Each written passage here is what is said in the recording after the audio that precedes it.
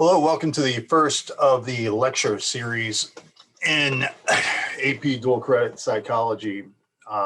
This is the scientific method and descriptions. Of course, my name is Mr. Porter.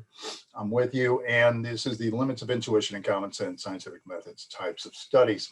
I'm currently recording this. This is June, 27th? June 27th, so it's over the summer.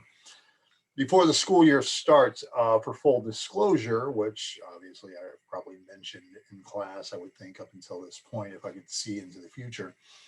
I just had some reconstructive surgery taken care of.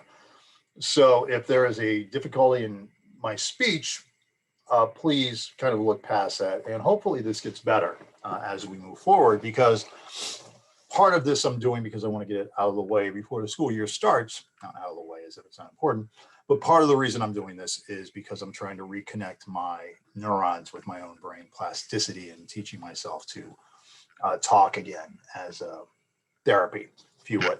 So with that, I'll try to enunciate as well as possible. Today we're going to talk about Unit 1, Lecture 1, the scientific method and descriptions here in dual credit AP Psychology. So what we're taking a look at, and for a lot of you guys, this is going to be sort of a rehash of what you know from years of taking biology, chemistry, and all these other things. We're going to look at the study of psychology from a scientific perspective. And the difficulty with psychology is we're studying people, and people are unique. When you're in chemistry, you take oxygen, you put it with hydrogen, boom, it's water. It's water every time you put those two together. Psychology is a little bit different, because with psychology, you don't have to worry that oxygen's boyfriend just break up with her. Did hydrogen have a bad day? Has oxygen eaten in the last 24 hours? Does hydrogen have 3 more tests today? You don't have to worry about all those things in chemistry. Hydrogen is always going to be hydrogen. Oxygen is always going to be oxygen. You put a couple of those guys and one together, it's always going to be water. Humans, not so much.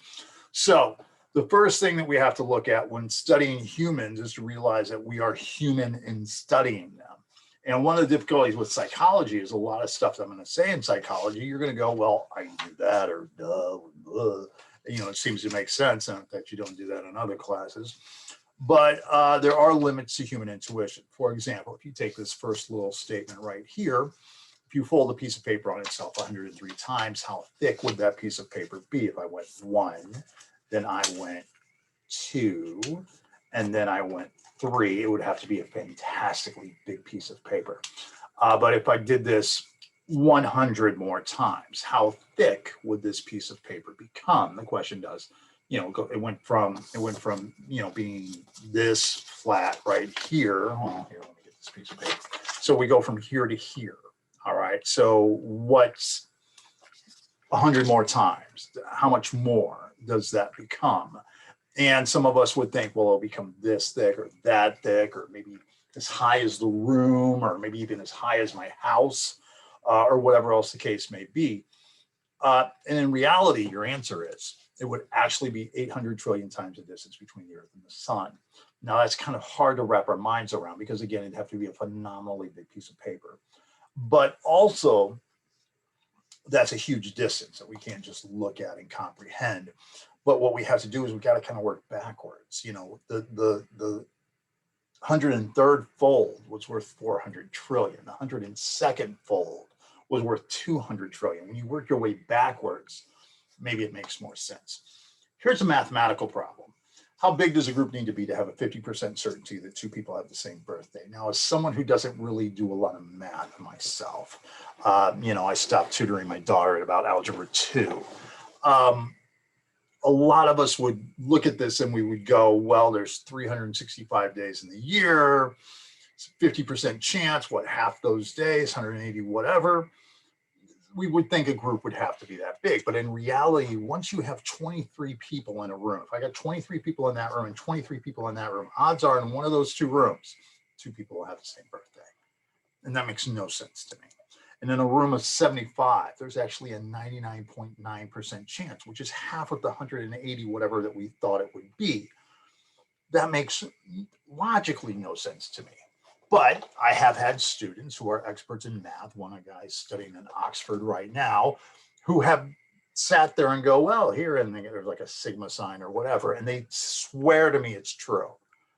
But it's hard to wrap my head around that. So what is in our minds is what is called intuition, and our intuition isn't always right. And as a matter of fact, a lot of times our intuition is very, very wrong, but our intuition is what we've built up over the years.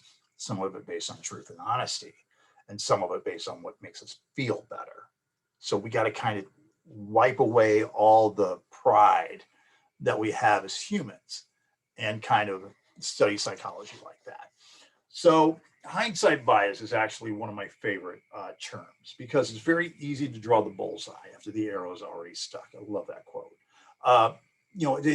It's easy after everything has gone through to go, well, yeah, I could have told you that was going to happen. Of course, that's what happened. Of course it is. Isn't that a logical conclusion? Of course, that's what happened. But none of us know what's truly going to happen because there's so many variables. There's 7 billion people making thousands of decisions each day. We don't know what's going to happen. Of course, we can look back and look at certain signs and everything else. But life is a series of random events. We take left turns, we take right turns, there's red lights, there's green lights, there's all these sort of scenarios. But hindsight bias is our tendency to believe that after learning the outcome, we already knew it was going to happen. We already knew it. I could have told you. I could have told you. I could have. And it drives me crazy. One of my daughters, when she was younger, then it doesn't do it as much now. She's a little bit older. But in junior high, everything that I told her was, yeah, I know, but.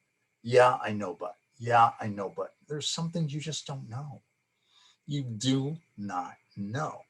Okay. And great hindsight's a great thing to have. A lot of animals don't have it. Little fruit flies don't have it. We're able to look back on situations and sort of connect all the dots with the strings all over the place or whatever and figure it out. Not everybody's got that. For example, if I took one group of people and I said, you know what, there's a study that shows that the longer the people are apart, the more likely their romantic relationship's going to struggle. And we hear that and we go, well, of course. And then what we do in our mind is we think of every time that two people have been apart and then they eventually broke up because of long distance relationships and what we've been warned of long distance relationships and all these things. We go, well, of course, if you're not together, you're going to see other people and you're going to forget that person. Of course. But if I took another group of people and I said, you know what, there's a study that concludes that the longer that people are apart, it actually strengthens their relationship because they actually have a chance to miss each other, and they're more engrossed in one another. They look at the time that they spend together as more valuable. And you go, well, of course that would be the case. Yes, that makes complete sense. Absent makes the heart grow fonder. Well, I have two opposite findings. How can they both be right? So once we learn something, your brain can't help but draw connections between this new information and things that you already know. But you're just taking the things that you already know that match what you've learned. It's not everything you know, because we want to feel smart. And that's one of the things. And it becomes stronger even when we get more confirmation. When a witness in the lineup picks somebody and they were told, oh, that's our suspect. Of course it is, because I'm smart and I remember. But then when they find out, whoa, that's not really the suspect, it's hard for them to unlearn it. Jurors are susceptible to hindsight bias because they're listening to evidence. They already know how the story concluded. This guy's on trial for murder. So we already know he's here. So all the things leading up to there, we already have a bias of, well, he got here. We seek knowledge that confirms our preconceptions. This is why people have racist beliefs, because we want to justify our racist beliefs. We want to believe that, oh, I have this belief and I'm uncomfortable with that belief. But when that person does that, then my belief's okay. When I think that women are emotional, I have that belief. Well, I shouldn't say that about all women because not all women are emotional. Then I see a woman crying, oh, it's okay to have that belief. It makes me feel good about it. childhood memories are based on our adult interpretation of the event. And that's another big problem. You know, when I have a memory of being a 5-year-old, I'm a 53-year-old man. This is not the same brain that I had at the age of 5. Well, it's the same brain, but it's not the same connections. So, you know, when you look back at something you did in junior high, you know, it's hard to look back at that as a 16, 17, 18-year-old, something you did at 12, 13, 14. It just doesn't, you know, it's a different brain. It's a different scenario. It's different stress levels. It's different all things. So asking someone how they felt or why they did what they did may not be accurate because you're asking them in a different scenario. This is why very oftentimes witnesses are taken back to the scene of the crime to kind of put them back into that mindset, whatever here, you know, and we'll talk a lot about that when we get to memory. So to avoid hindsight bias, researchers are encouraged to try to what is called consider the opposite. Consider the opposite may be true. All right. And for a lot of us, it's very, very, very hard for us to do that. All you have to do is stop for a second before you give credit or blame and imagine that the exact opposites happen. And then it starts to make a little bit of sense. Also, we're very confident because we want to be. We want to trust ourselves. We have to depend ourselves. The only person that you're guaranteed to be on this journey with from the cradle to the grave is you. So we need to have confidence, but there's a difference between confidence and overconfidence. And what a lot of us struggle with is something called overconfidence. We're afraid to say the phrase, I don't know, because we equate I don't know with I am stupid. Doesn't mean the same thing. I don't know is that I don't know. Teach me. I'd like to learn. It's not that I'm stupid. So we're more confident than we should be. Only 2% of freshmen think they will not finish college in 4 to 5 years. You know, when you go off to college, only 2% of freshmen think that they will not get out in 4 to 5 years. You know, most people are like, well, I'm in college. Here's my 4-year plan. Here's my 5-year plan. I'll be out. Here's the real number. You're going to go to an orientation. Here's the real number. Only 50% of college freshmen make it through in the next 4 to 5 years. Only 50%. You're going to go to a college orientation. They'll sit you in a room. They'll go, look at your left. Look at your right. One of those people won't graduate in the next 4 to 5 years. And you're looking at both of them like, you're stupid. And then you realize they're both looking at you.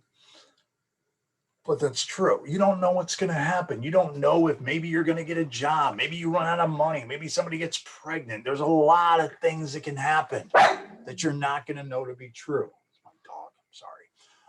Kind of the thing of working at home. I never know when my dog is going to bark. You know, I think, hey, I've got this room. I can do a lecture in here. And I'll have silence. I'll be confident. And the little dippy do over here decides to bark.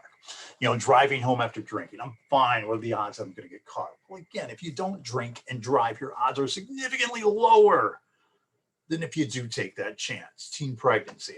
What are the odds I'm going to get pregnant? You have sex. They're much higher than if you don't. Drug addicts. I don't have a problem. I could quit whenever I want. Well, no, you can't.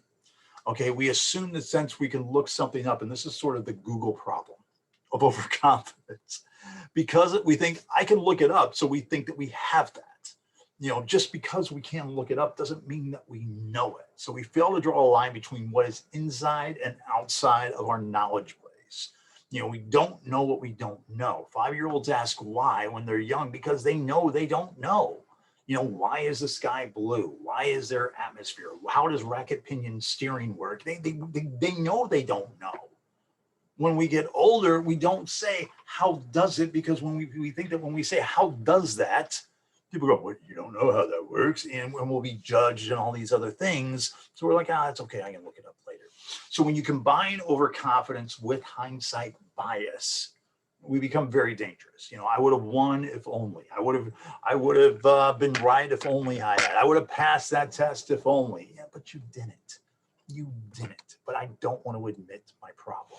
We tend to generalize a great deal. We take small samples in our life. We assume it's like that all the time. You know, somebody who went to Disney World. You go, I was in Orlando. The weather's amazing in Orlando. You wouldn't believe Orlando. The weather's amazing. Hurricanes go through Orlando. You know, but you take that one little small sample and you assume it's like that all the time. You know, you went to Texas A&M University for a football game and you come back and you go, oh, A&M's got it's the friendliest campus. Everybody said howdy to me. They're so friendly. Folks, I went to A&M. There's some jackasses at A&M too. All right. So, but we take that little small snapshot and we assume it's like that all the time. We generalize. Overgeneralization can be damaging to a study because sometimes you have to discount the extremes. You know, when I take student surveys, which I will do at 9 weeks and at the end of the semester, I kind of have to take off the highest scores because there's some people who just get suck up time. And there's some people who hate no matter who the teacher is or what they do, they're going to hate them. So you got to kind of, your true answer is somewhere in the middle. And that doesn't mean that I don't appreciate good things that are said. And it doesn't mean that I don't listen to the bad things that are going to be said. But when I got to take a look at how is the class, I'm not looking at how did you like that? How did the class work out? I've got to take the whole. I got to take the whole and not focus on one part. And that's hard to do. We have a natural curiosity. We got to have a scientific attitude. 3 things in the scientific attitude. Excuse me. One of them is to have a natural curiosity. We want to explore. Take a leap of faith. Realize we don't know everything. We want to go, well, how does this work? You know, no matter how crazy the idea is it possible? You know, think of everything that we eat as humans had to start on a dare. You know, someone had to be the first one to go, hey, I dare you to walk up to that goat and suck what comes out of it. You know, somebody had to be first. What if we take this animal that's dead and cut it up and actually, you know, throw it on a fire, eat it? Someone had to be the first, you know, and some of us are more curious than others. Some of us are more adventurous than others. We go to a restaurant, well, let's order something new. And some of us a little bit less. I just want a club sandwich. I won't be disappointed with the club sandwich. And we're not as curious. So, but what we have to do to be scientific is no matter how sensible or crazy the idea, we want to figure out how it works. How does this thing work? What makes it tick? Why are people doing this way? Why are they acting this way? Why won't a segment of the population accept the election? And instead of just judging them, how dare you? What's wrong with you? You don't do that. You go, why? You know, why? What do you not believe? How did you get to that point? Because for every election up until this one, it's been up until 2020, it's been accepted.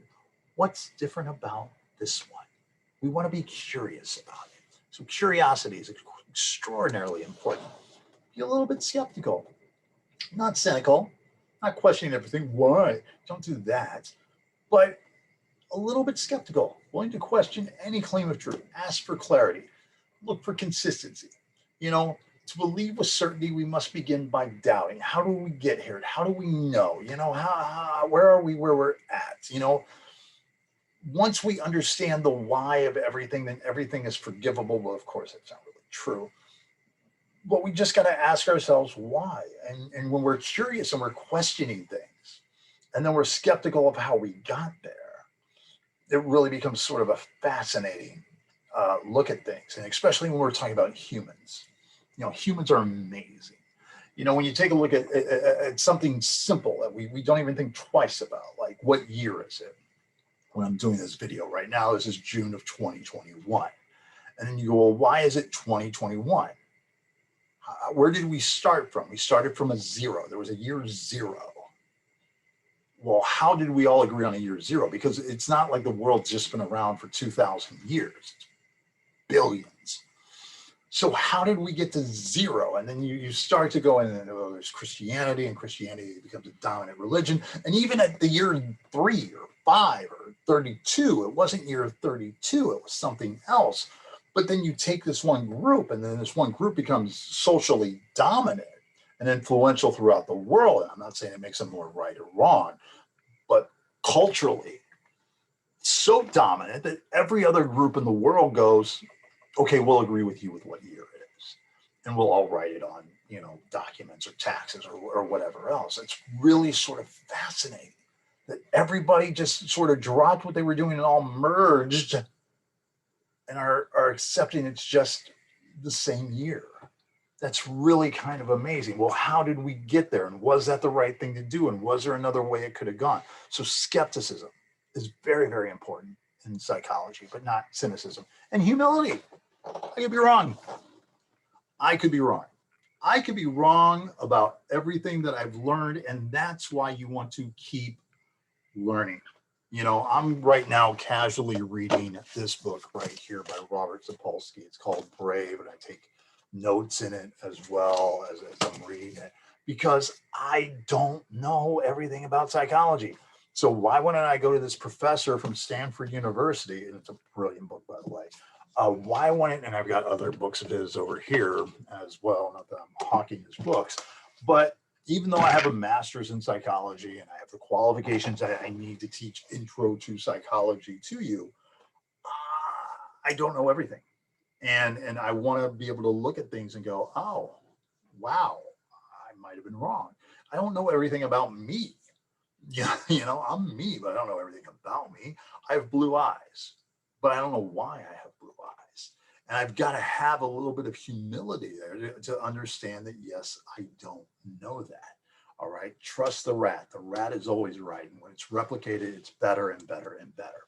All right. So when we study this stuff, first, what we've got to come up with is what is called a theory.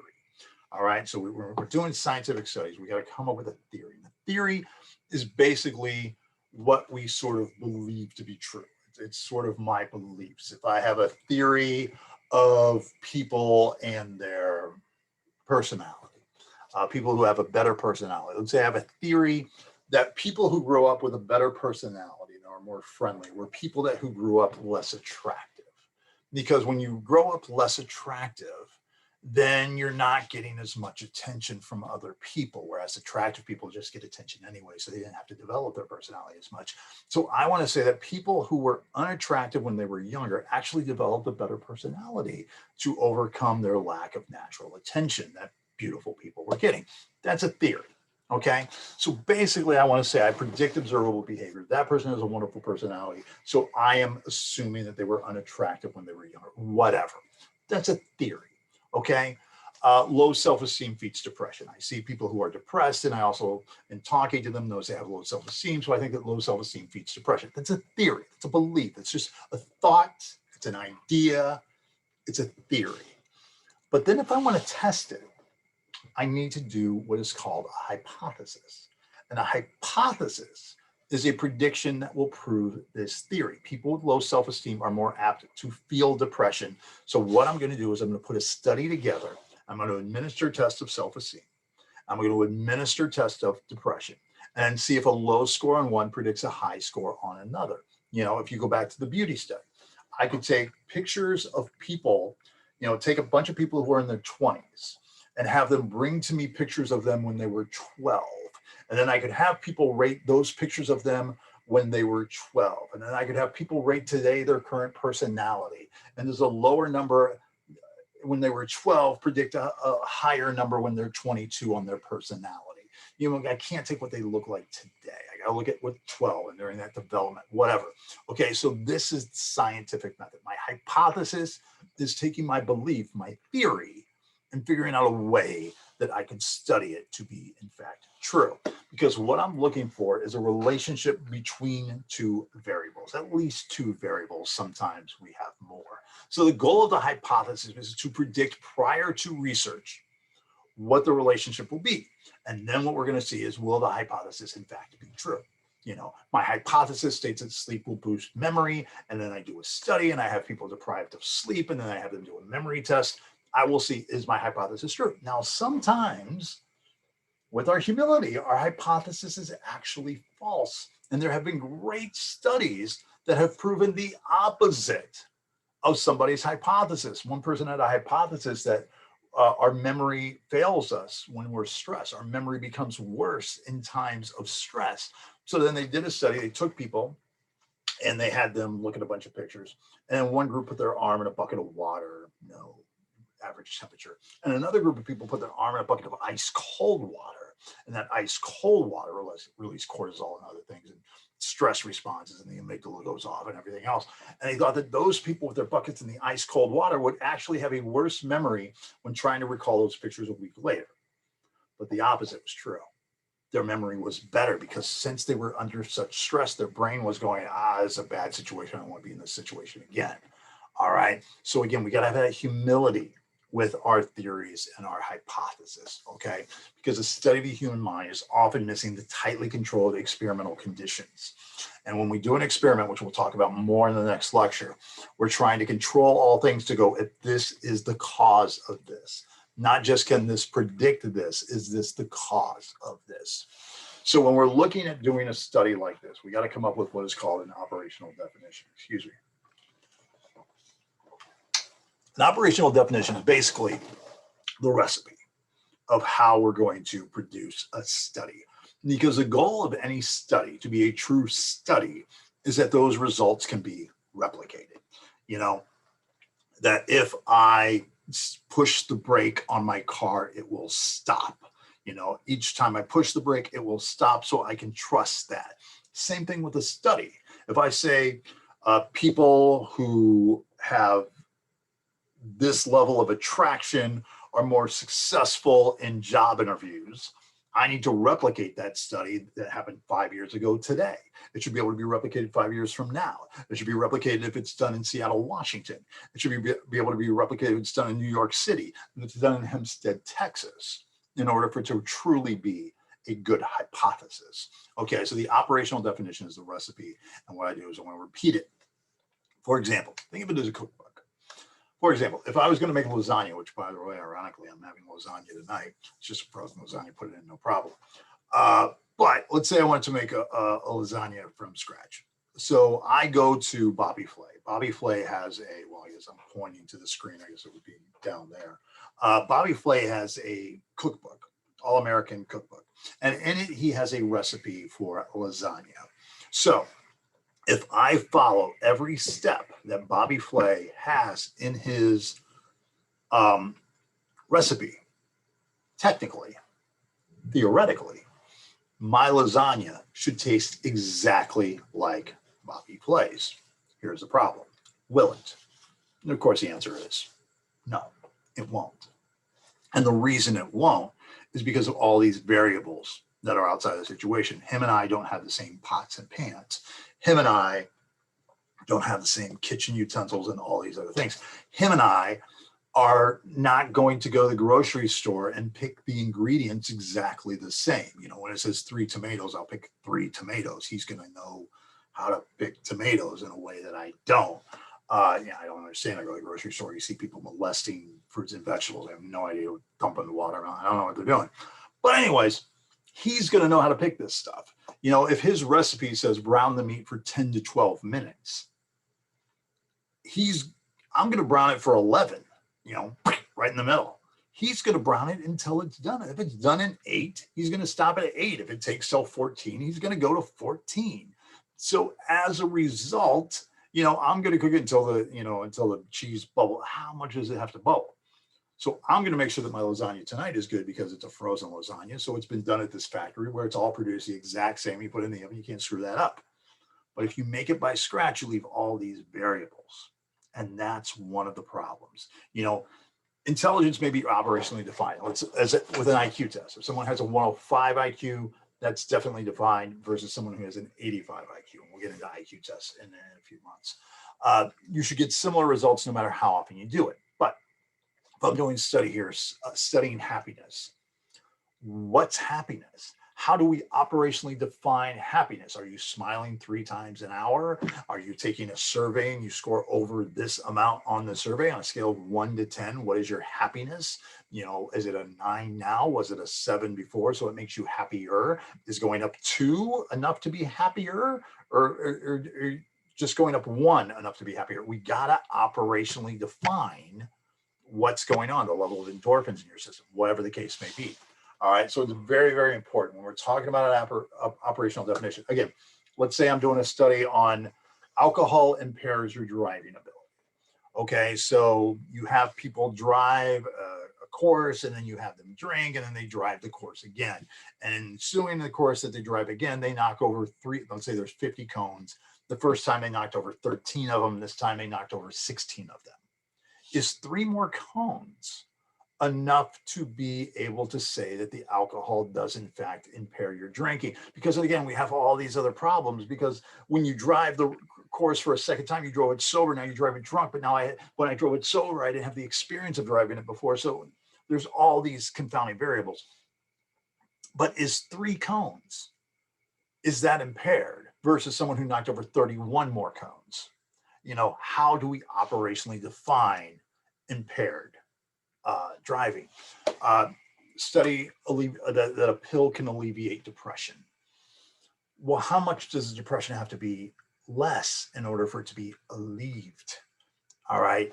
When someone takes an MMPI personality test, and we'll talk about personality tests down the road, you score above a 45 on a scale of depression susceptibility. Is that enough to define it? You take a look at this, I guess here, or here, this study right here on operationally defined overexertion, working more than 12 hours a day. Okay, that you can define it. But when they operationally define exhaustion, extreme tiredness, and incapacity to work more. What is more? What is incapacity? I can't lift my hand, or I just don't wanna. You've got here, on the bottom one here, where they say operationally defined, total number of items with something delicious between 2 slices of bread. Well, we got a problem there, because what's delicious? Somebody sees meat and cheese and lettuce, and they go, well, that's delicious. So those, you've got 3 that are delicious, but the 4th one isn't. But if you're someone who likes, crayfish, crawfish, crawdads, whatever you want to call them, whatever your linguistic relativity is there, you may think that 4th sandwich is also delicious. I don't like sushi. It's not delicious, but that's how I define it. So again, operationally defined, everyone's got to be able to define it the exact same way. And we want a study that will be replicated. Again, I'm going to be having a lasagna this evening. It's a frozen lasagna. I'm going to put it in the oven for an hour, whatever the instructions say, at 375. It's going to come out the same because it was produced in the factory with the exact same recipe, the exact same standard, the exact same functionality, the exact same all, and it's going to come out the same. When you go to Nestle Toll House and get the pre-made cookie batter, it's going to come out the same. But if you go to the recipe on the back and you go, let's follow the recipe, you could get one of those 10 cookies down below as well. And you may maybe too much baking soda, maybe you're at a certain elevation, maybe you didn't put the oven in, maybe it's lower minutes, higher minutes, whatever.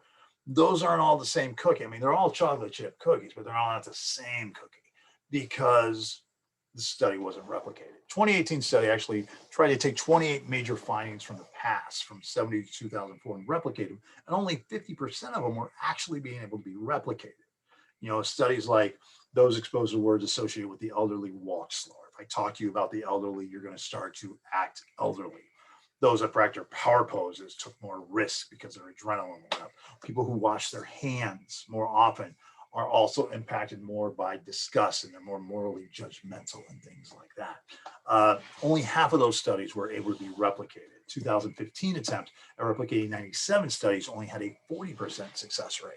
So again, when we take a look at a study, we always have to ask ourselves the question, has this study in fact been replicated? It's very important. There's different ways that we can study. We can do what is called a case study. And a case study is when we take a look at one person, we observe their behavior, and then we assume, well, what's true of one of us can be true of all of us. I cut a person, they bleed. I assume all people will then in fact bleed. All right. So this can be done. And again, a lot of times when you have somebody with a unique injury, it's good to do. When you take somebody like Phineas Gage, who we'll talk about quite often throughout the semester.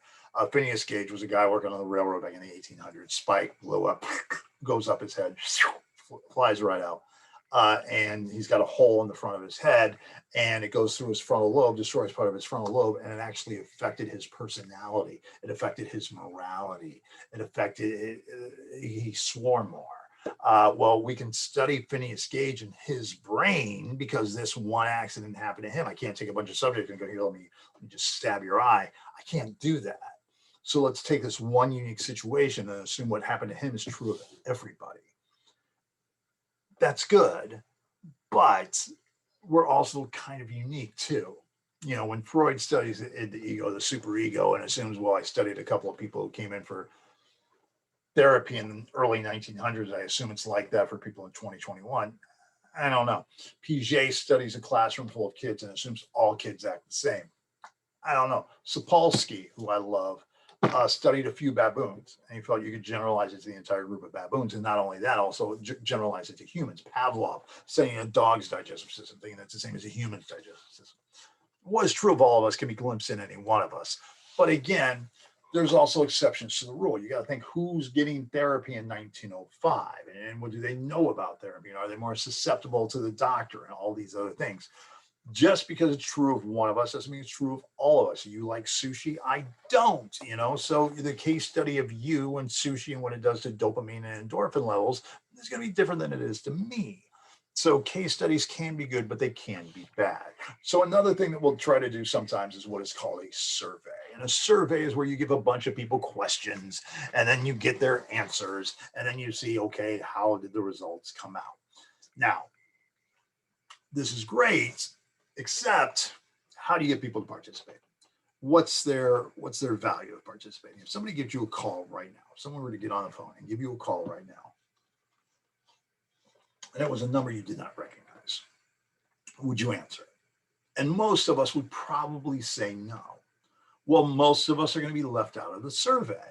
Then if somebody does call and you do answer the phone, you say hello, and they say, hi, I'm with Gallup. You have 20 minutes to answer some questions about whatever. Do we sit there and take 20 minutes with a stranger when we have no value to us or whatever? Again, most of us would say no. All right. Then you take it a step further and the person is asking me the questions. Do I tell the truth? All right, the 2024 election's coming up. Here's the people who are possibly going to be running. Who are you going to vote for? Hitler. I'm not committed to it. I can tell them whatever I want. It doesn't mean that that's what I'm going to do. Who's asking the questions? Is it a pretty girl asking me the questions? And then she goes, what's your annual income? And I go, it's 250,000 plus. It's just 100 days. Bet sure. How are the questions worded? What mood was I in? Did I have breakfast that day? There's all these things that can impact a survey and how we respond to it. For example, an AMNH study said 88% of all respondents said that they were interested in plants and trees, but only 39% of people said that they were interested in botany, which, by the way, study of plants and trees. 1 out of 5 Americans doubt that the Holocaust had occurred, which, again, seems like a huge number. 12% said they weren't sure. Well, what's the difference between doubted and versus weren't sure? The problem faced by Black people was brought on by Blacks themselves. When asked to white people, 46% of people agreed to the interviewer when they were Black. But when the interviewer was white, that number jumped up to 62%. Hey, buddy, between you and me, that's a really sort of big jump there. 66% of Americans approve of more restrictions of what is shown on television, yet only 27% of Americans agree on government censorship of media, sex, and violence. That's restrictions.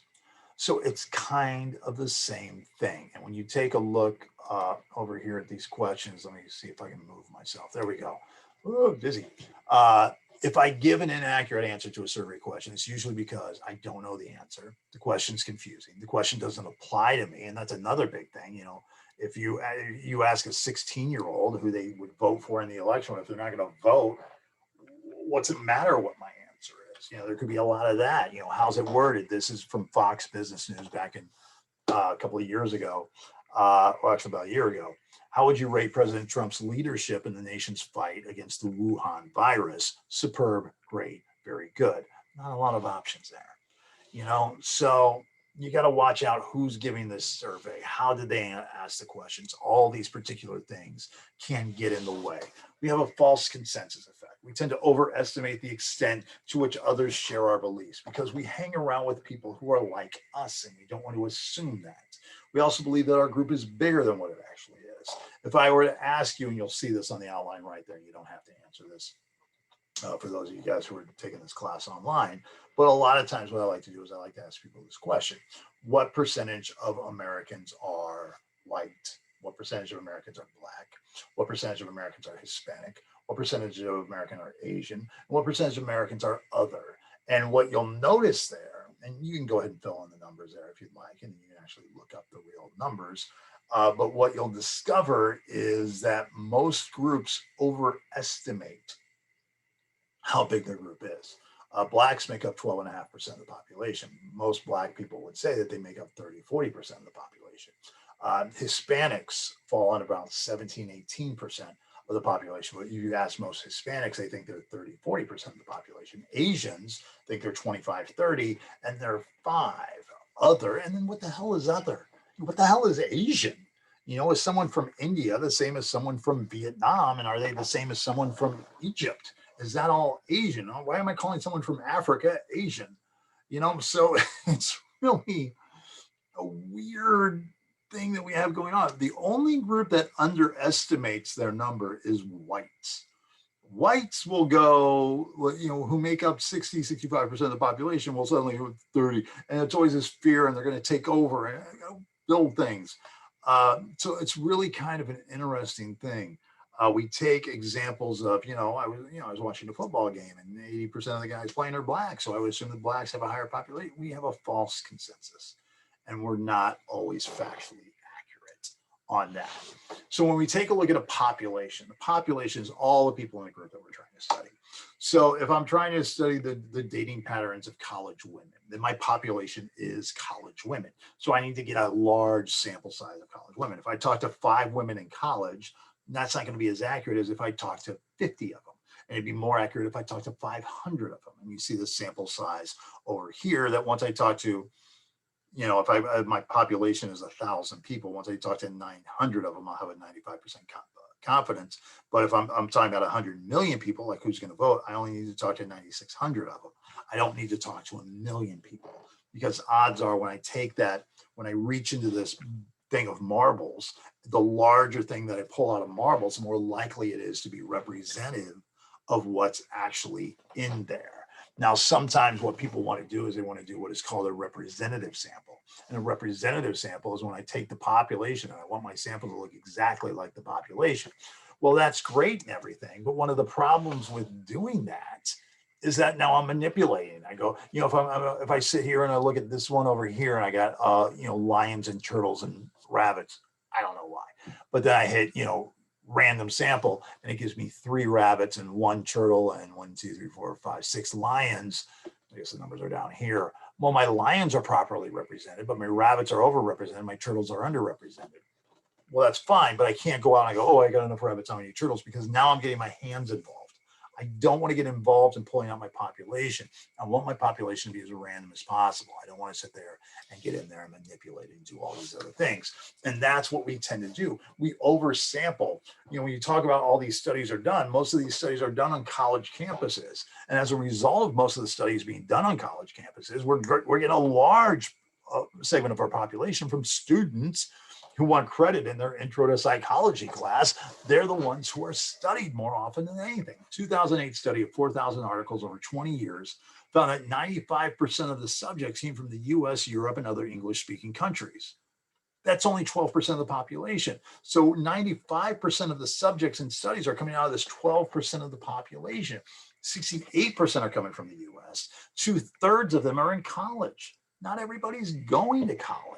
When you talk about taking these Western people, these Western educated, industrialized, rich, democratic people, weirdos, they're not the typical world person. They're typical maybe in America or maybe on a college campus, but that doesn't mean they're typical everywhere. So there's limitations of focusing on this weird sample. Western subjects report higher levels of self-esteem than others do. They're more egocentric than others are. They're individualistic. This is going to impact how they describe themselves. Weird people tend to be more egocentric on how they would describe things using words that focus on the relationships with themselves. Where is it? That's left. That's right. Where is it? It's left. It's on my left. It's on my right. Versus someone from a collectivist culture, and you ask them, where is that? It's to the east. It's to the west. Because that anybody knows east and west, left and right is where I'm, focusing at that particular. Now left's behind me. Now left's next to me. Now left's in front of. That's all about me. Whereas north is always that direction, south is always that direction, west is always that direction, east is always that direction in this house. And that's most cultures have that. But 95% of the people are coming from the weird areas, including myself. And it doesn't mean that it's going to represent the world. So always look at who the population of the study is.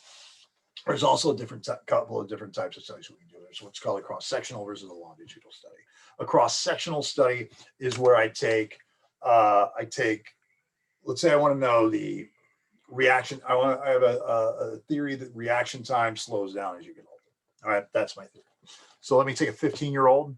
Let me do a test of how fast he can fold this, whatever.